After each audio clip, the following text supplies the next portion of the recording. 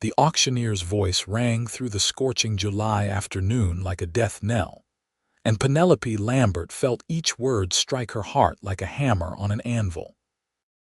She stood in the dusty yard of her ranch outside White River, Utah Territory, watching strangers examine her home, her land, everything she and Thomas had built together before consumption took him 6 months ago. The year was 1883, and the drought had been merciless for 3 straight summers, leaving her crops withered and her cattle thin. The bank had finally come calling, and despite every promise she had made to her late husband, she could not hold on any longer. "Do I hear 5,000?" The auctioneer called out, his mustache twitching as sweat dripped down his round face. Penelope gripped her black morning dress, feeling the fabric stick to her skin in the oppressive heat. At 28 years old, she had never imagined she would be watching her life sold piece by piece to the highest bidder.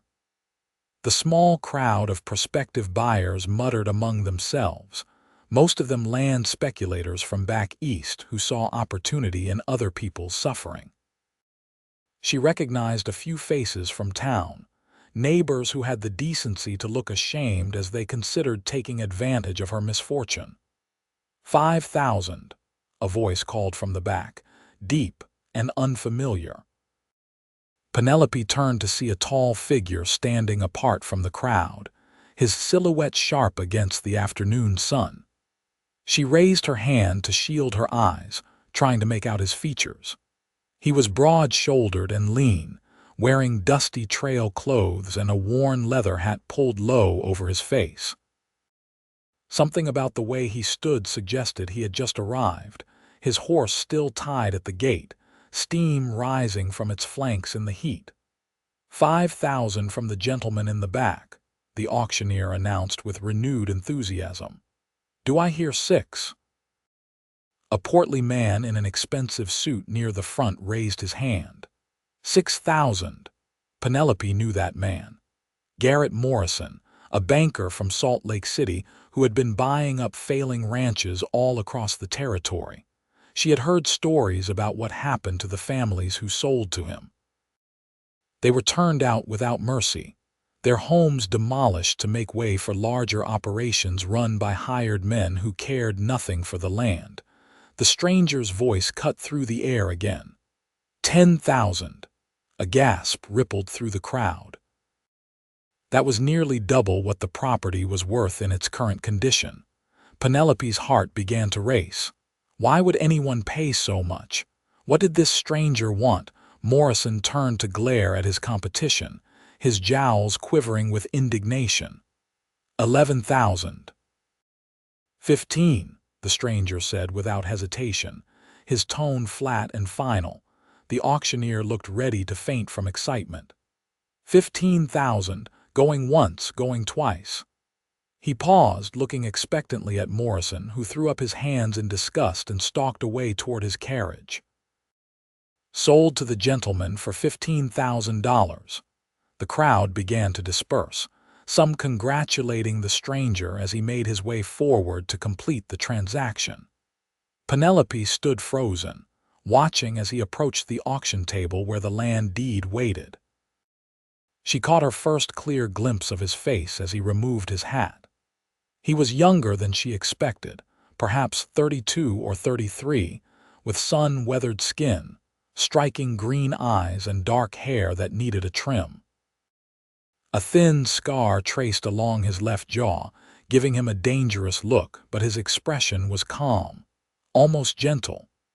He signed the papers with quick, efficient strokes, counted out a deposit from a thick roll of bills that made the auctioneer's eyes widen, and accepted the deed. Then, to Penelope's surprise, he turned and walked directly toward her. "Mrs. Lambert." His voice was softer up close with a slight accent she could not quite place, maybe Texas or further south. "Yes." Her voice came out as barely more than a whisper. She cleared her throat and tried again. "Yes, that's me. I suppose you will want me out by the end of the week." Something flickered across his face, an emotion she could not read. "No, madam. I would like to discuss an arrangement with you if you have a few minutes. Penelope blinked in confusion. An arrangement? Is there somewhere we could talk privately? Out of this heat, perhaps? She hesitated, her mind racing. Everything in her upbringing warned her against being alone with a strange man, but what choice did she have? He owned her land now, he owned everything. The house, I suppose. Though I should warn you, it needs work. He nodded and gestured for her to lead the way. As they walked toward the ranch house, Penelope was acutely aware of the curious stares following them. Martha Henderson from the neighboring property looked positively scandalized, whispering furiously to her husband. Let them talk, Penelope thought bitterly. They would gossip regardless of what she did. The house was mercifully cooler inside, though still uncomfortably warm. Penelope had sold most of the furniture over the past few months to pay debts, leaving the main room sparse and echoing. She gestured to one of the two remaining chairs near the empty fireplace. Please sit. I can make coffee if you would like. No need, madam. This should not take long. He sat, placing his hat on his knee, and looked at her with those unsettling green eyes. My name is Adam Fischer. I come from Texas originally, been working cattle drives for the past 15 years, made some good investments, saved my money. Penelope sat across from him, her hands folded tightly in her lap. That does not explain why you paid so much for my land, Mr. Fischer. Call me Adam, please. He leaned forward, his expression earnest. I paid what I did because Morrison was bidding, and I have seen what he does to the properties he acquires. More importantly, I paid it because I could, and because I believe you deserve better than to be thrown off your own land. She stared at him, completely bewildered. I do not understand. It is quite simple, Mrs. Lambert. I need a ranch, somewhere to settle down and build something permanent. You need your home. I am proposing that we share the property. Share it. The words came out sharper than she intended. Mr. Fischer, I appreciate whatever charitable impulse brought you here, but I will not be anyone's kept woman. I may be desperate, but I still have my dignity. Adam's eyes widened and a flush crept up his neck. No, madam, you misunderstand me completely. I am talking about a business arrangement, nothing improper. You would keep the house and the immediate land around it. I would use the grazing land to rebuild the cattle operation. We would split the profits from the ranch. You would be a partner, not a tenant, and certainly not. He trailed off, looking genuinely horrified. Penelope felt her own cheeks burning. I apologize. I should not have assumed. You had every right to be cautious. He relaxed slightly, a hint of amusement touching his features. I have 3 younger sisters back in Texas. If any of them were in your position, I would hope a stranger would treat them with respect, not take advantage. She studied him carefully, searching for deception and finding none. Why would you do this? You do not know me. You know nothing about this land, or whether I am even capable of being a partner. I know you have held on for 6 months after losing your husband. I know you have been fighting the drought and the bank, and probably a dozen other problems I cannot imagine. I know you are still standing here when lesser people would have given up months ago. That tells me everything I need to know about your character. Tears burned in Penelope's eyes, and she blinked them back furiously. She had not cried through the entire auction, had not allowed herself that weakness, but this stranger's kindness threatened to break through her carefully maintained composure. I do not know what to say. Say you will think about it. I have business in town that will take a few days. When I return, you can give me your answer. He stood, picking up his hat. For what it is worth, I think we could make this work. This is good land. With proper management and some luck, we could have a thriving operation within a few years. Penelope rose as well, feeling unsteady on her feet. Where will you stay while you are in town? The boarding house, I expect. Mrs. Chen runs it, correct? Yes, she does. Tell her I sent you. She will give you a fair rate. It was a small thing, but Penelope felt she owed him something, even if it was just a recommendation. Adam smiled, and the expression transformed his face, making him look younger and less weathered. Thank you. I will return in 3 days if that suits you. 3 days, she agreed, walking him to the door. She watched from the porch as he mounted his horse, a fine bay gelding with intelligent eyes. He tipped his hat to her and rode toward town at an easy pace, leaving Penelope standing alone in the growing shadows of evening. That night, she lay awake in the bed she had shared with Thomas, staring at the ceiling and trying to make sense of what had happened. Adam Fischer's offer seemed too good to be true, and her practical nature warned her that things which seemed too good usually were. Yet she could not detect any obvious deception. He had been straightforward, even embarrassed when she accused him of improper intentions. She rose before dawn, as was her habit, and went about her morning chores.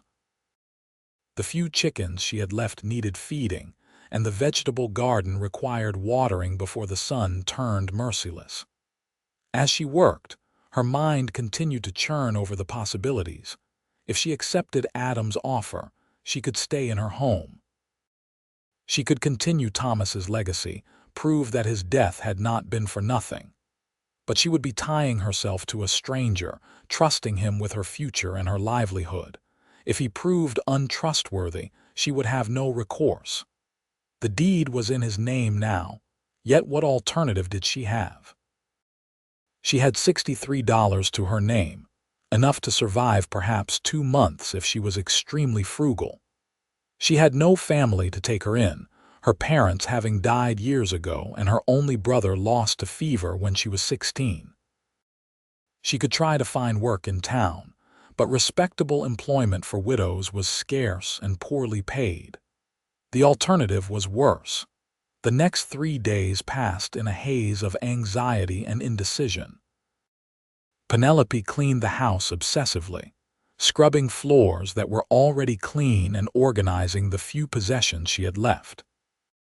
On the second day, Martha Henderson visited, ostensibly to bring a basket of preserves but really to extract gossip about the mysterious stranger who had bought the property. "Everyone is talking about it," Martha said, settling her considerable bulk into one of the chairs with a sigh.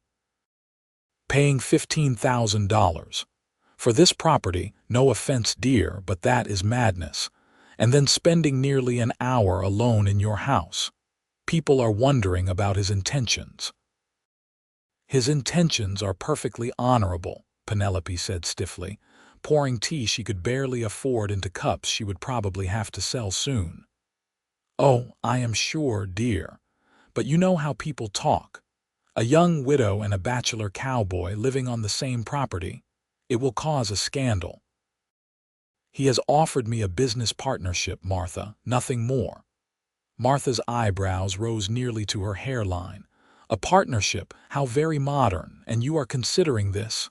"I am. But Penelope, think of your reputation. Think of what people will say." Penelope set down her teacup with more force than necessary.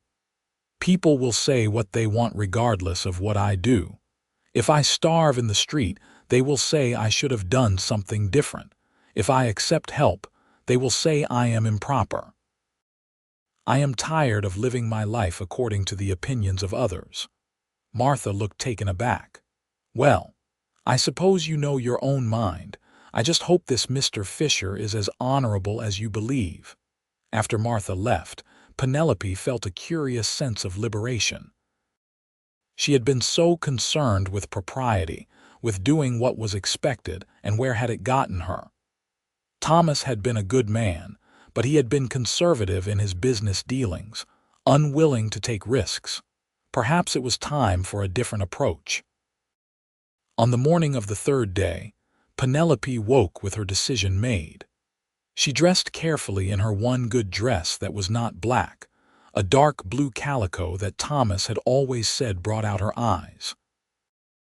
Then she laughed at herself for caring what she looked like and changed back into her practical work dress. Adam arrived at precisely noon, as if he had timed his ride to the minute. Penelope met him on the porch, her hands clasped in front of her to keep them from shaking. "Mrs. Lambert," he greeted her, dismounting in one fluid motion. "Have you had time to consider my offer?" "I have, and I have some questions and conditions before I give you my answer." "That seems entirely reasonable. May I?" He gestured to the porch steps, and she nodded. They sat side by side, not touching but close enough that Penelope could smell leather and soap and something else, perhaps sage from the trail. It was not an unpleasant smell. "First," she began, pulling a piece of paper from her pocket where she had written her concerns, "I want this partnership formalized in writing. I want it clearly stated that I have equal say in decisions regarding the ranch operations." "Agreed. I will have my lawyer draw up the papers." "Second, the house and the acre immediately surrounding it remain solely my property. If this arrangement does not work out, I need to know I will not be homeless." Adam was quiet for a moment. "Mrs. Lambert, the deed is in my name. I legally cannot give you that guarantee unless I transfer part of the deed to you." "Then do so." He turned to look at her, surprise evident on his face. "You are asking me to give up part of the property I just bought. I am asking you to prove you mean what you say about being partners. If you refuse, then I have my answer about your true intentions." A slow smile spread across his face. "You are a better negotiator than most of the cattle buyers I have dealt with. All right. I will transfer the house and 1 acre to your name. Anything else?" Penelope consulted her list. "I want it understood that I will continue to maintain my own household. I will cook my own meals, manage my own domestic affairs. I am willing to help with ranch work as needed, but I will not be treated as an unpaid housekeeper. I would never expect that. I have been cooking and cleaning for myself for years. I am not looking for a maid. And finally, if either of us wishes to end this arrangement, we must give the other 6 months' notice and fair compensation." Adam extended his hand. "You have yourself a deal, Mrs. Lambert. I will ride into town this afternoon and have the papers drawn up. We can sign them tomorrow." Penelope took his hand, feeling the rough calluses of hard work against her palm. His grip was firm but not crushing, respectful. "Thank you, Mr. Fischer. I believe this will work out well for both of us." "I hope so. And please call me Adam. If we are going to be partners, we should dispense with formalities." "Then you must call me Penelope." He stood, settling his hat back on his head. "Penelope it is. I will see you tomorrow, then. Oh, one more thing. I will be bringing some supplies and equipment when I return. I hope you do not mind if I use the barn to store them. The barn is more yours than mine now. Use it as you see fit." After he left, Penelope allowed herself a small smile. Perhaps, she thought, the future was not as bleak as it had seemed just 3 days ago. True to his word, Adam returned the next afternoon with a lawyer from town, a fussy little man named Mr. Peterson, who seemed scandalized by the entire arrangement, but was professional enough to keep his opinions to himself. The papers were thorough, spelling out exactly what Penelope had requested plus additional protections she had not thought to ask for. "You were very generous," she commented after Mr. Peterson had left with his fee and his disapproval. Adam shrugged. "Fair is fair. You are taking a risk on me as much as I am on you." Over the next few weeks, Penelope watched as Adam transformed the ranch. He was up before dawn each day, riding out to assess the grazing land and water sources. He hired 2 ranch hands, Mexican brothers named Carlos and Miguel, who had worked cattle in Texas and were looking for steady employment. He repaired fences, cleared irrigation channels, and somehow managed to secure a loan for a small herd of cattle from a rancher he knew in Colorado. Penelope found herself drawn into the work, despite her initial intention to maintain separation. Adam frequently sought her opinion on decisions, respecting her knowledge of the land and the local conditions. When the cattle arrived, she helped with the drive to get them settled in the east pasture where the grass was still reasonably good. "You handle yourself well on a horse," Adam commented one evening as they watched the herd settle in for the night. "Thomas taught me." He said a rancher's wife needed to know the business as well as her husband. "He sounds like he was a smart man." "He was." Penelope paused, then added, "He would have liked you, I think. He always respected people who worked hard and dealt fairly." Adam glanced at her, his expression unreadable in the fading light. "I wish I could have met him. This ranch, even in its current state, shows careful planning and good management. He built something worth saving." They rode back to the ranch in comfortable silence. This had become Penelope's favorite part of the day, these quiet moments when the work was done and the oppressive heat had broken. Adam usually returned to the small room he had claimed in the barn, converted into basic living quarters, while Penelope retreated to the house. They maintained their separate lives, meeting only to discuss ranch business and share occasional meals.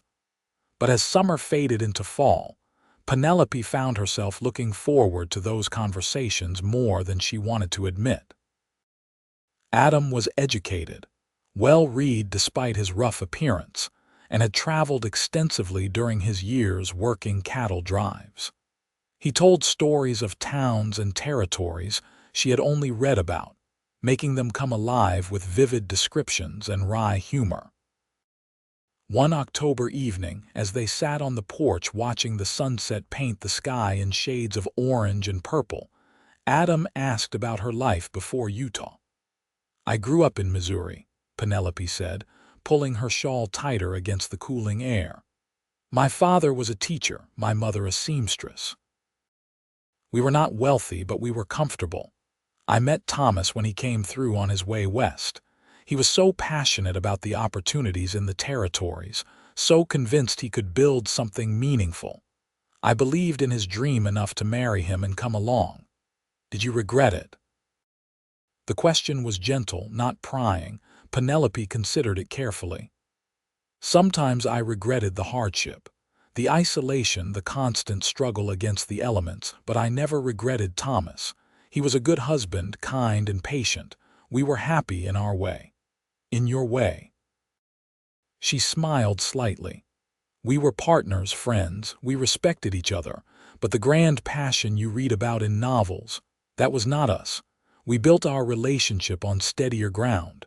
Adam nodded slowly. "I think that kind of partnership is worth more than passion. Passion burns hot and fast.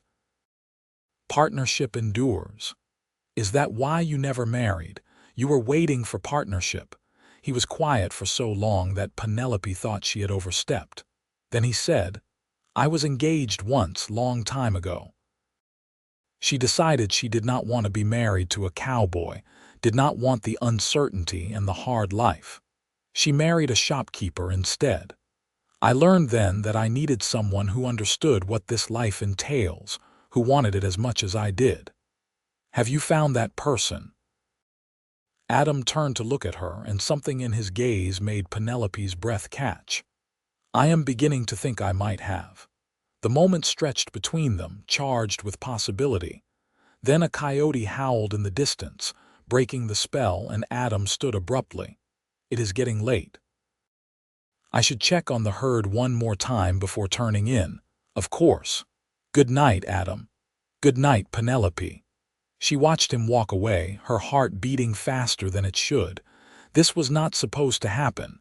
This was a business arrangement, nothing more.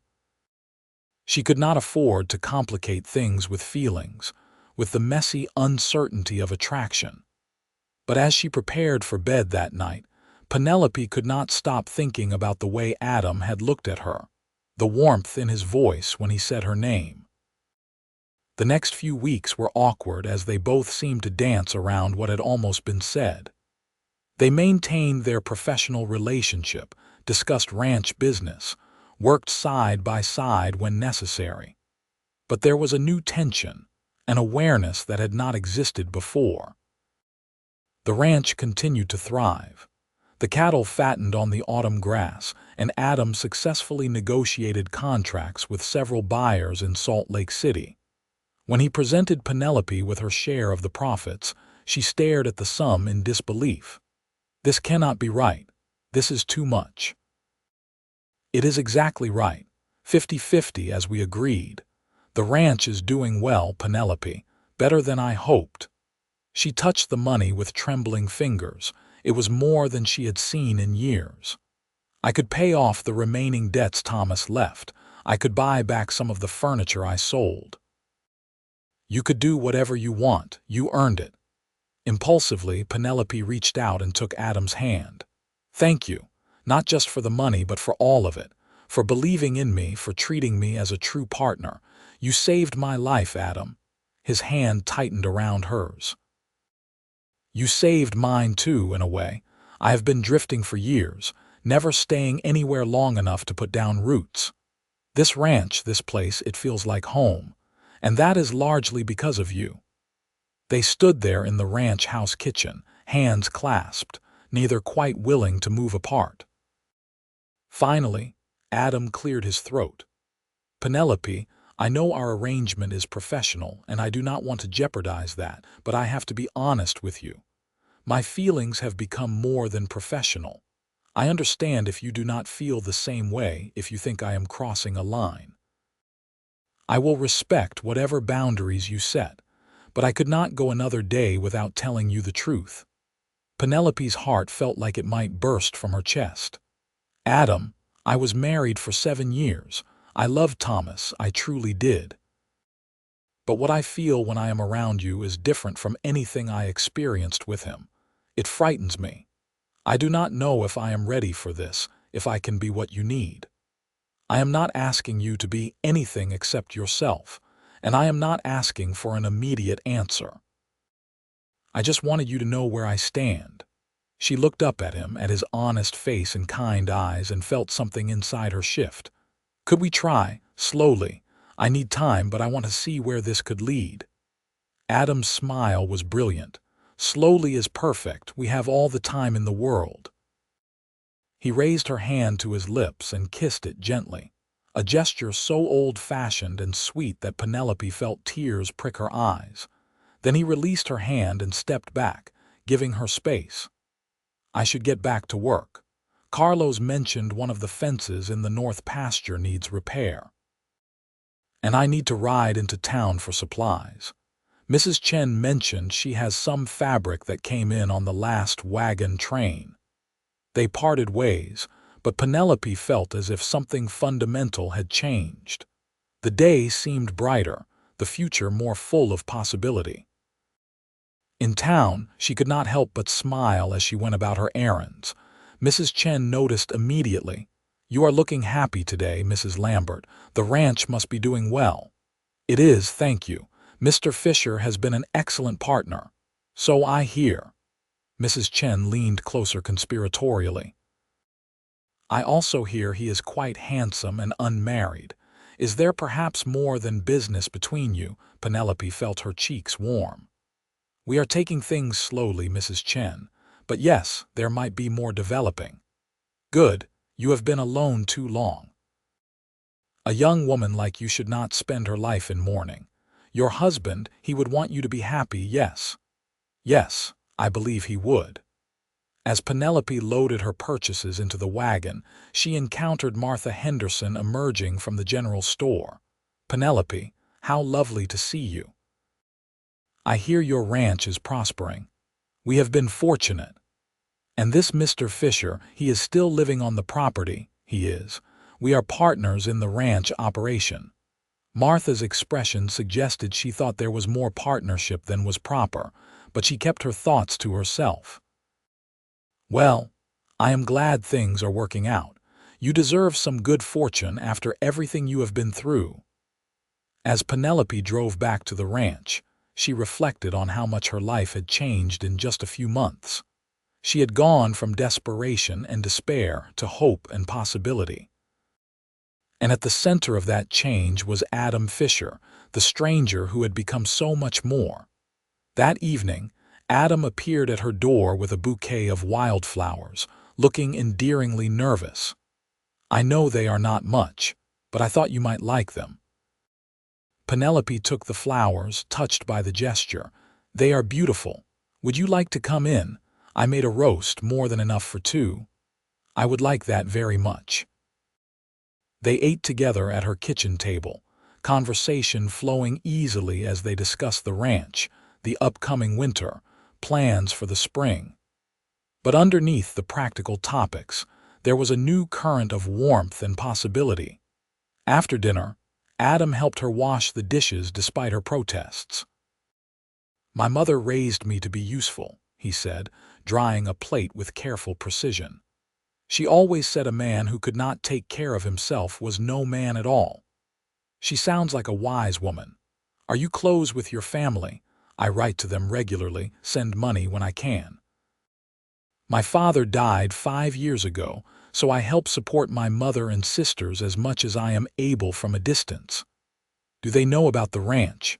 "I wrote to them last week, told them about the partnership and how well things are going. My sister Emma wrote back already. She says she wants to meet the woman who tamed her wild brother." Penelope laughed. "I hardly think I have tamed you." "No, but you have made me want to stay in one place for the first time in my life. That is something." As the weeks passed, Adam and Penelope continued their slow courtship. He brought her wildflowers every few days, always different varieties. She cooked him special meals, remembering his favorites. They took long rides together on Sunday afternoons, exploring the ranch and the surrounding countryside. One Sunday in late November, they rode to a high overlook that gave a view of the entire valley. The first snow of winter dusted the distant peaks, and the air was crisp and clean. "It is beautiful," Penelope said, her breath forming clouds in the cold air. "Yes, it is." But Adam was looking at her, not the view. She turned to meet his gaze. "Adam, I know we agreed to take things slowly, but I have to tell you, Penelope, I am in love with you. I think I have been since that first day when you accused me of trying to make you a kept woman, and looked ready to fight me despite having no weapons and being half my size." Penelope laughed, but her eyes were bright with tears. "I love you too. I fought it for a long time, told myself it was too soon, that I should wait longer out of respect for Thomas. But the truth is, what I feel for you is real and strong, and I do not want to wait any more." Adam dismounted and helped her down from her horse. They stood close together, and he cupped her face gently in his hands. "May I kiss you, please?" The kiss was soft at first, tentative, as if they were both afraid of breaking something precious. Then Penelope leaned into him, her arms wrapping around his neck, and the kiss deepened. It was warm and sweet and full of promise, and when they finally pulled apart, they were both smiling. "I want to marry you," Adam said, his forehead resting against hers. "Properly, with a church ceremony and all of White River in attendance. I want everyone to know you are mine and I am yours." "Yes," Penelope whispered. "Yes, I will marry you." They rode back to the ranch hand in hand, their horses walking close together. When they arrived, Carlos and Miguel were waiting with knowing grins. "About time, boss," Carlos called out. "We've been taking bets on when you would finally speak up." "Who won?" Adam asked, laughing. "Miguel. He said by the end of November. I thought you would take until Christmas. You were being so careful." That night, Penelope lay in bed thinking about how strange and wonderful life could be. A year ago, she had been planning Thomas's funeral, devastated by loss and uncertainty. Now she was engaged to a man who made her heart race, planning a future that seemed bright with possibility. They were married in January of 1884 in the small church in White River. Penelope wore a dress of ivory silk that Mrs. Chen helped her sew, with lace at the collar and cuffs. Adam wore a new suit that he was clearly uncomfortable in, tugging at the collar until Penelope gently stilled his hands. "You look very handsome," she whispered as they stood at the altar. "You look like an angel," he replied, his voice thick with emotion. The ceremony was simple and beautiful. Martha Henderson cried into her handkerchief despite having predicted scandal just months before. Mrs. Chen beamed from her pew. Carlos and Miguel stood as witnesses, looking proud and pleased. When the minister pronounced them husband and wife, Adam kissed Penelope with such tender devotion that several women in the congregation sighed audibly. The reception was held at the ranch, with tables set up in the yard despite the cold. The entire town turned out, bringing food and gifts and well wishes. It was a celebration not just of the marriage, but of the ranch's recovery and the community's resilience in the face of hard times.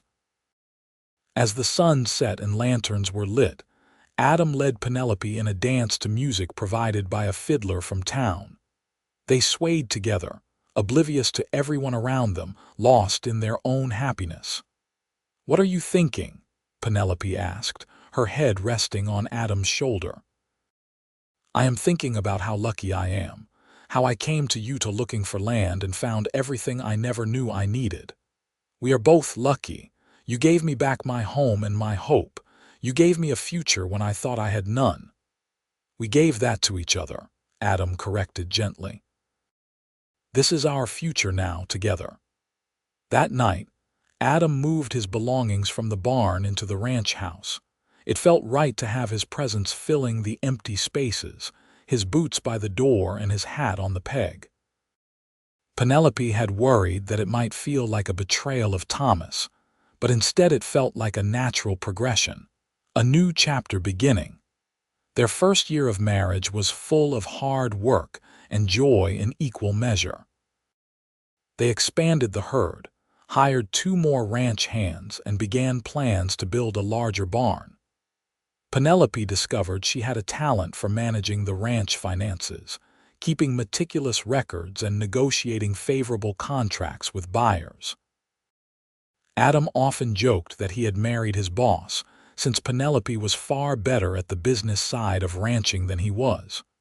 But he said it with pride, never threatened by her competence. In the summer of 1884, Penelope realized she was pregnant. She told Adam one evening as they sat on the porch watching the sunset, their customary ending to each day. "I have some news," she said, suddenly nervous despite knowing Adam would be thrilled. He turned to her, immediately alert. "What is it? Is something wrong?" "No, nothing wrong." "Quite the opposite. Adam, we are going to have a baby." For a moment, he simply stared at her. Then he let out a whoop of joy that probably carried all the way to town and lifted her into his arms, spinning her around until she laughed and begged him to stop. "A baby. We are going to have a baby." He set her down carefully as if she were made of glass. "Are you feeling all right? Do you need anything? Should you be sitting down?" "I am fine. Women have babies all the time. I do not need to be treated like an invalid." But Adam fussed over her anyway, insisting she do less physical work and rest more often. Penelope tolerated it because she could see the love and concern behind his overprotectiveness. Their son was born in March of 1885, in the bedroom of the ranch house with Mrs. Chen attending as midwife. It was a long labor, and Adam wore a path in the kitchen floor with his pacing until Carlos finally forced him to sit down and play cards as a distraction. When Mrs. Chen finally emerged to tell him he had a healthy son and his wife was fine, Adam nearly knocked her over in his rush to get to the bedroom. Penelope lay exhausted but radiant, holding a tiny bundle wrapped in a soft blanket. Adam knelt beside the bed, tears streaming unashamedly down his face as he looked at his son for the first time. "He is perfect," Adam whispered. "You are perfect. I love you so much." "We need to name him," Penelope said softly. "What do you think of Henry Thomas?" "Henry for your father, Thomas for mine." Adam kissed her forehead gently. "Henry Thomas Fisher. It is a strong name for a strong boy." As Penelope watched her husband cradle their son with infinite gentleness, she marveled at how completely her life had transformed. 2 years ago, she had been standing in her yard watching strangers prepare to auction away everything she held dear. Now she had a thriving ranch, a husband she loved deeply, and a beautiful son. The years that followed were full of the ordinary magic of daily life. Henry grew into a sturdy, curious toddler who followed his father everywhere. The ranch continued to prosper, becoming one of the most successful operations in the territory. Carlos and Miguel both married and built small homes on the property, their families becoming part of the ranch community. In 1887, Penelope gave birth to twin daughters, Sarah and Grace.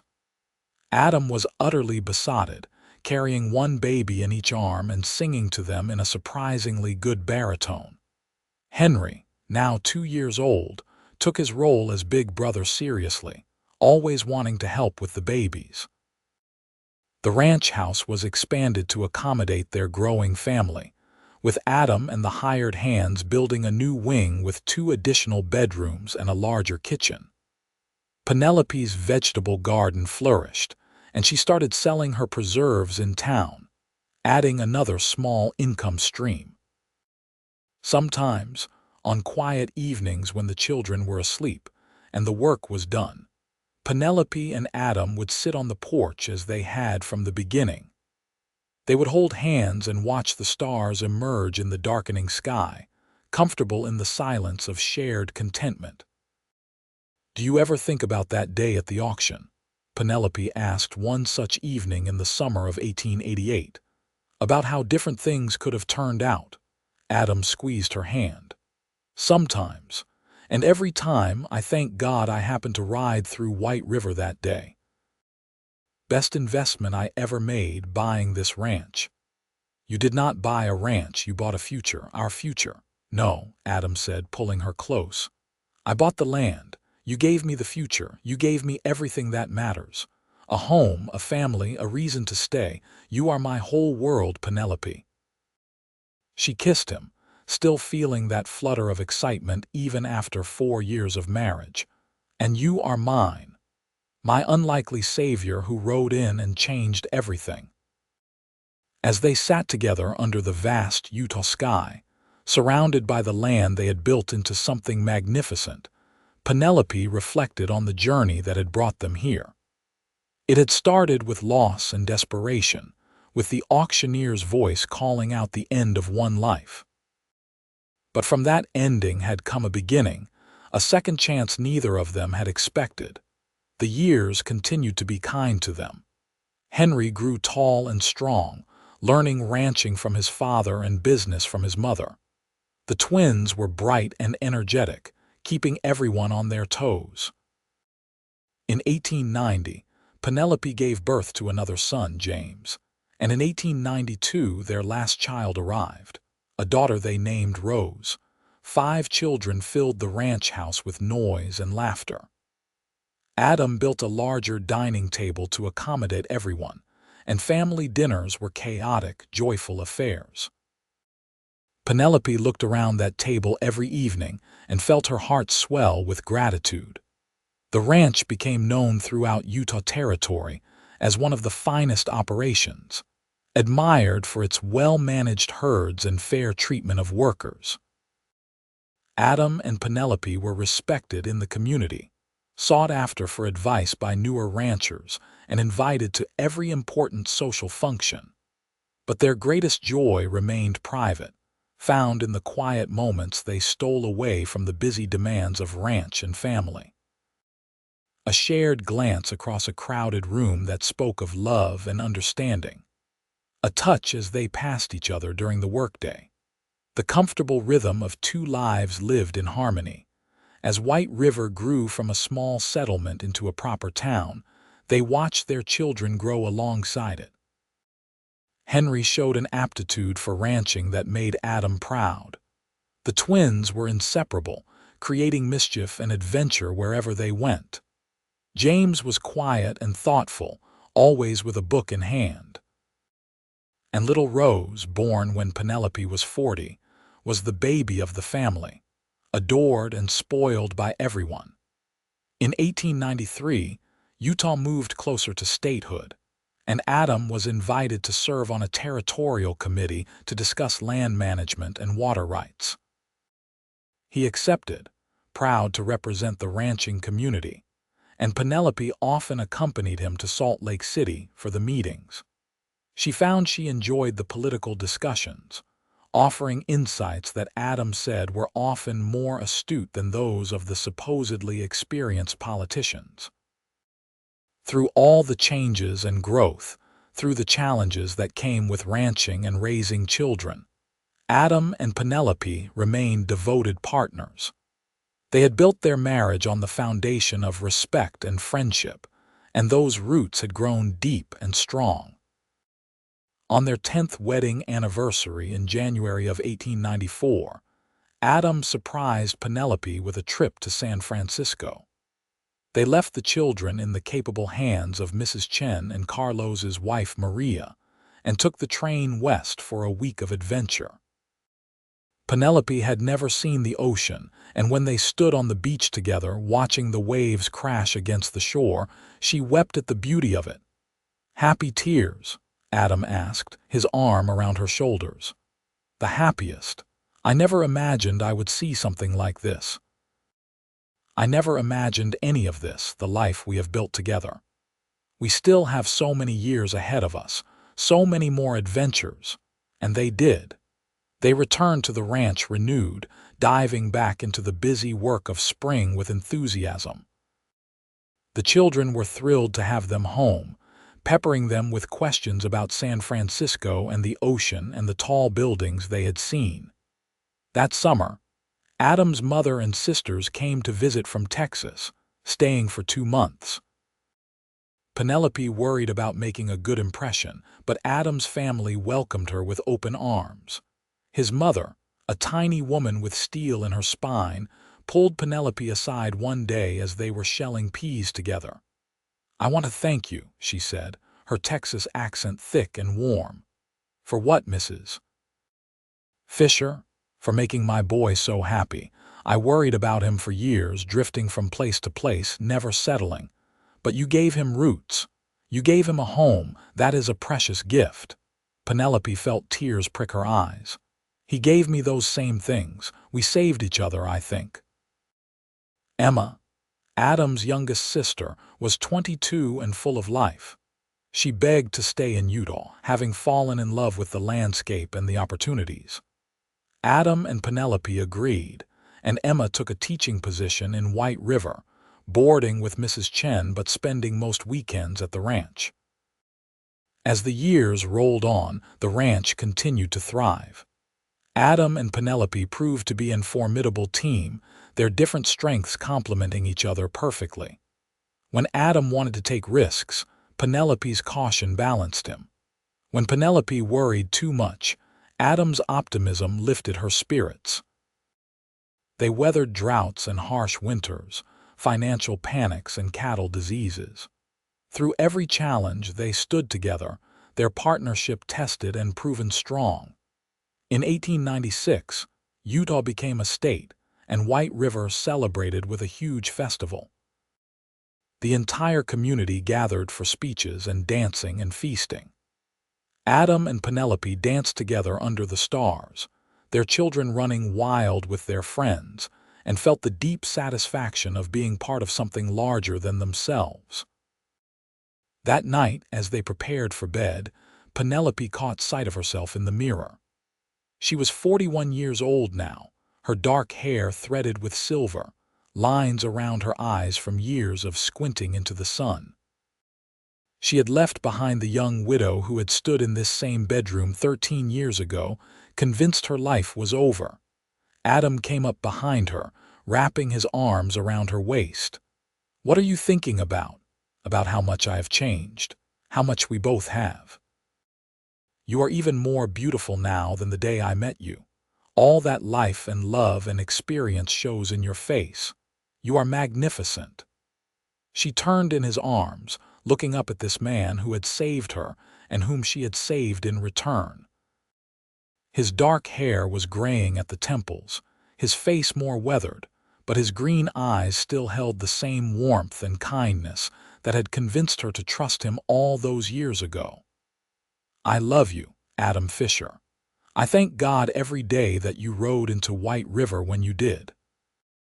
I love you, Penelope Fischer. And I would do it all again, pay twice as much, just for the chance to spend my life with you."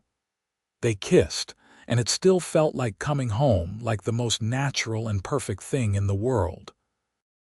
As they lay together that night, Penelope thought about all the years they still had ahead of them, watching their children grow and marry and have children of their own.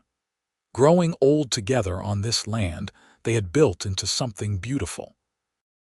It was a future worth fighting for, worth every struggle and sacrifice. The turn of the century found them still going strong.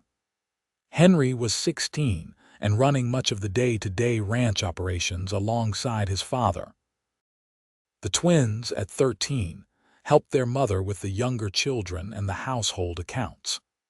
James, 10, spent his free time reading everything he could find about agriculture and animal husbandry, preparing for when he would join the ranch work full-time.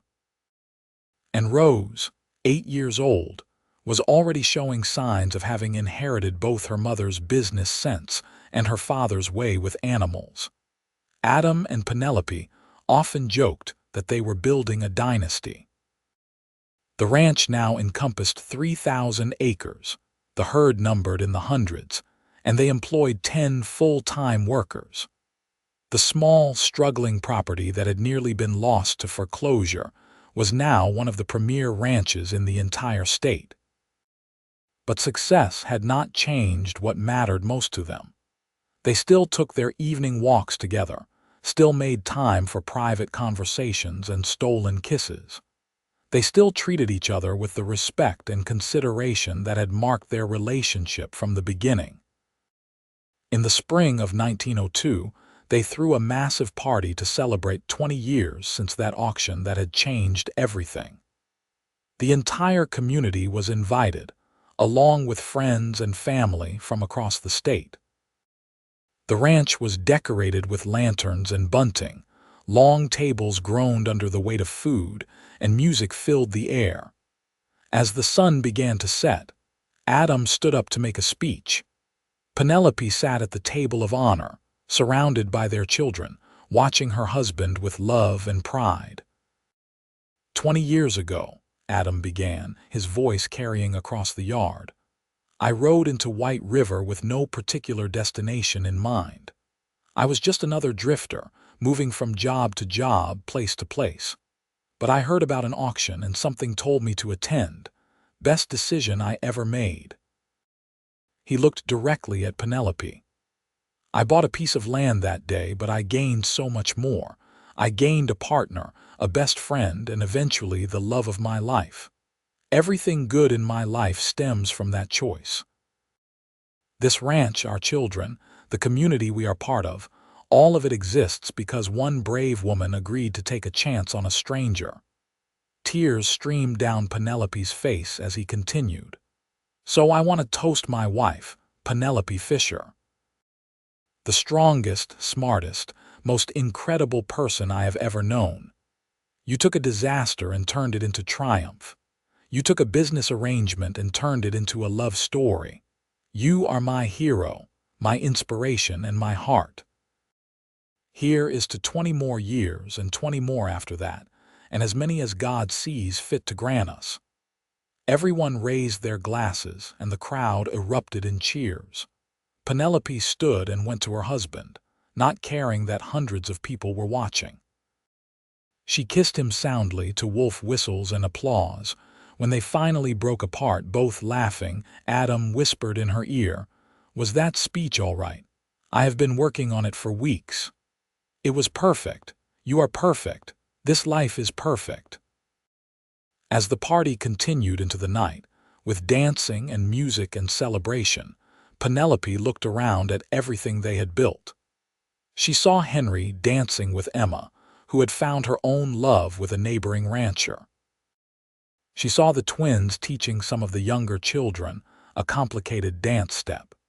She saw James in deep conversation with a professor from the university in Salt Lake City who was studying agricultural innovations. She saw little Rose asleep in Carlos's arms, exhausted from the excitement. And beside her, his hand in hers, stood Adam.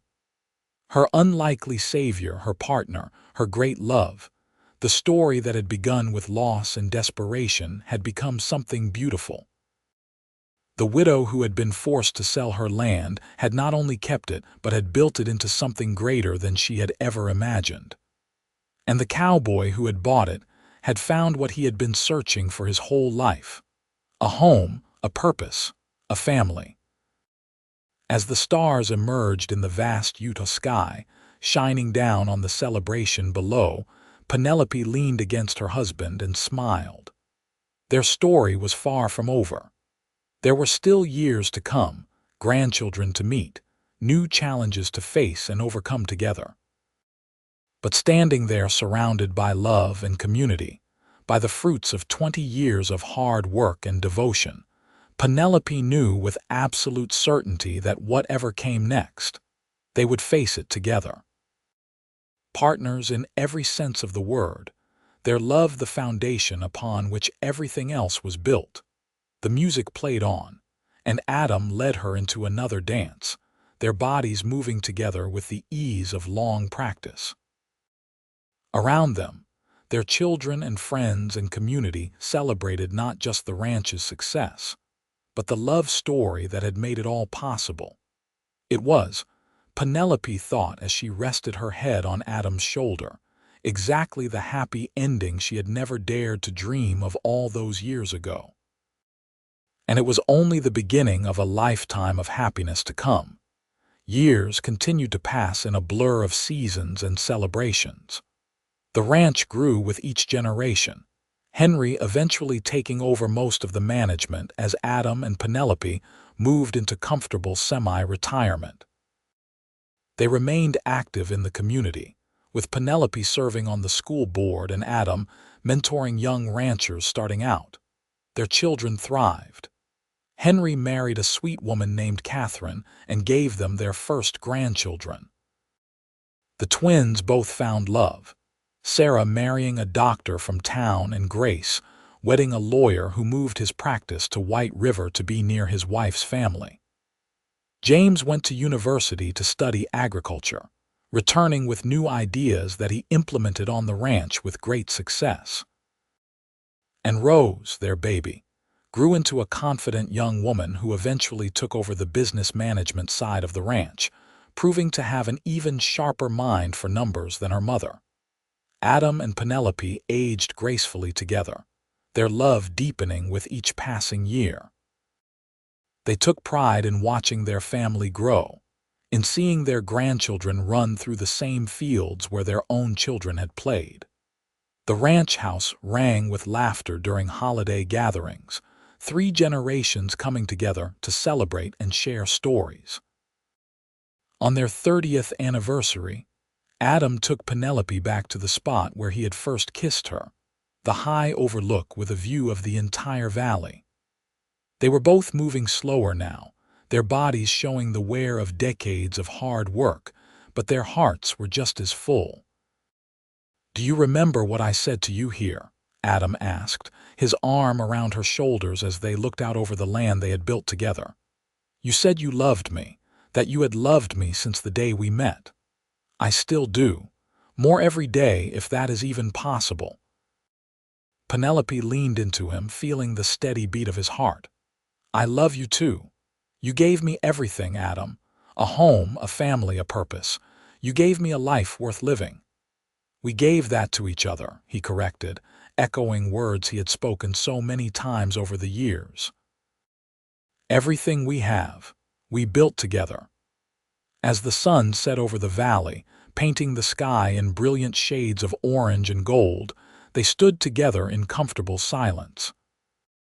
Two people who had found each other through chance and circumstance, who had taken a business arrangement and transformed it into a grand love story. The ranch stretched out below them, prosperous and thriving, a testament to their partnership and hard work. Smoke rose from chimneys scattered across the property, marking the homes of the workers and family members who had become part of their extended clan.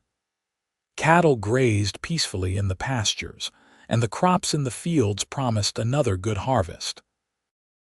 It was everything they had worked for, everything they had dreamed of. And it all started with a desperate widow, a compassionate cowboy, and a choice to see the best in each other.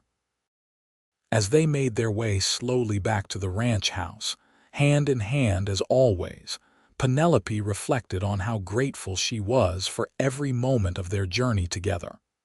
The struggles had made the triumph sweeter. The hard times had taught them to appreciate the good. That evening, surrounded by children and grandchildren at dinner, she looked around the table and felt overwhelming joy. This was her legacy, not just the land or the wealth they had accumulated, but this family, these relationships, this love that would continue long after she was gone. Late that night, as they prepared for bed in the room they had shared for 3 decades, Adam pulled Penelope into his arms. "Thank you," he said softly. "For what?" "For saying yes. For taking a chance on a stranger. For building this life with me. For 30 years of being my partner and my love. Thank you for seeing me when I felt invisible. For treating me as an equal when the world wanted to make me helpless. For loving me so completely that I never doubted it for a single moment." They held each other in the darkness, two souls perfectly matched, and felt the deep peace that comes from a life well lived and love well given. The story of Penelope Lambert and Adam Fischer became legend in White River. It was told to young couples as an example of true partnership, recounted by old-timers as proof that sometimes the worst moments lead to the best outcomes. It was a reminder that compassion and courage could change not just individual lives but entire communities. And as the years continued to pass, as Adam and Penelope eventually left this world to the next generation, their love story remained. It lived on in the ranch that bore their name, in the children and grandchildren and great-grandchildren who carried their legacy forward, in the values they had instilled of hard work, fairness, and treating everyone with dignity and respect. But most of all, it lived on as a testament to the power of love to transform even the darkest circumstances into something beautiful. A widow who had lost everything found not just her home but her heart's desire. A drifting cowboy found not just land but purpose and family and belonging. Together, they had created something greater than either could have achieved alone. They had built not just a successful ranch but a lasting legacy of love, partnership, and hope. And in the end, that was the greatest triumph of all.